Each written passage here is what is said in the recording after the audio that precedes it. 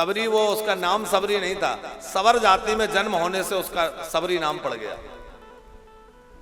तो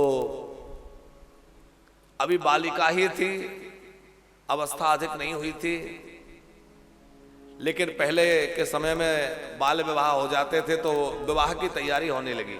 जटाएं सुलझा रही थी माँ, उनसे माँ से पूछा, माँ क्या उत्सव है हमारे यहाँ, क्या होने वाला है? माँ ने कहा, बेटी तेरा विवाह होगा, तेरी बारात आ रही है। तो उस बालिका ने देखा कि एक जगह बहुत सारे पशुओं को बंद कर रखा है, माँ इन सब पशुओं को क्यों बंदी बना रखा है? बोले, बेटी जब बारात आएगी तो उनकी दावत होगी, तो उनके भोजन की व्यवस्था है। अब वो वनवासी लोग थे, वैसी व्यवस्था। मन जो है वो अत्यंत व्यथित हो गया उस बालिका का, क्योंकि भक्तों का हृदय बड़ा कोमल होता है, संतों का हृदय कोमल होता है। संत हृदय नवनीत समाना। उस बालिका को लगा कि मेरे विवाह के कारण, मेरे कारण इतने निरीह पशुओं को मारा जाएगा, मुझे ये स्वीकार नहीं है।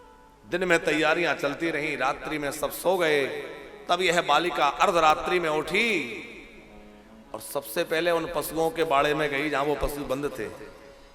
उनका दरवाजा खोलते हुए सबको मुक्त कर दिया, और जब वो निकल कर भागने लगे तो कहा कि आज जैसे मैंने तुम्हारा बंधन छुड़ाया है, ऐसे ही कृपा करो कि भगवान मेरे बंधन को छुड़ा दें और मैं भी बंधन से मुक्त हो जाऊं।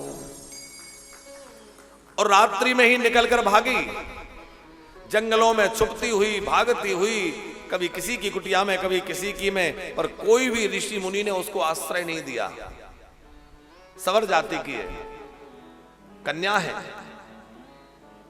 लेकिन जब मतंग मुनि के आश्रम के पास पहुंची तो छुप करके सेवा करने लगी।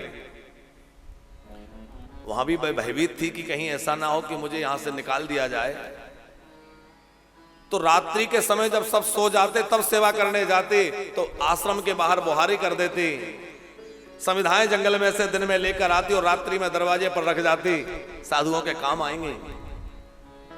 आश्रम को साफ स्वच्छ कर जाती।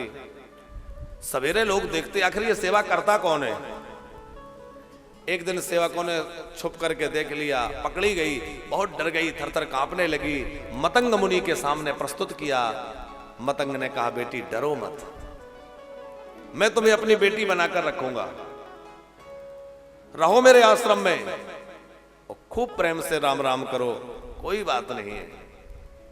उस कन्या ने कहा, गुरुदेव इस समाज के लोग आपको निंदा करेंगे क्योंकि मैं छोटी जाति की हूं। मतंग ने कहा, बेटी मतंग नाम होता है हाथी का, और हाथी जब चलता है तो कुत्ते भौंकते रहते हैं, पर कुत्तों के भौंकने की परवाह हाथी को नहीं होती। उसकी मुझे कोई परवाह नहीं है कि कौन क्या कहेगा। राम को भजे सो राम को होई।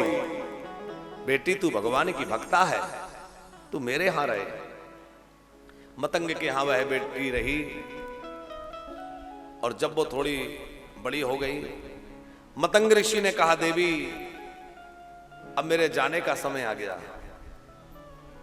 तो मैं जाऊंगा, लेकिन बेटी तू अधीर मत होना, और मैं जो राम नाम तुझे दे रहा हूं, इस राम नाम को गाते रहना।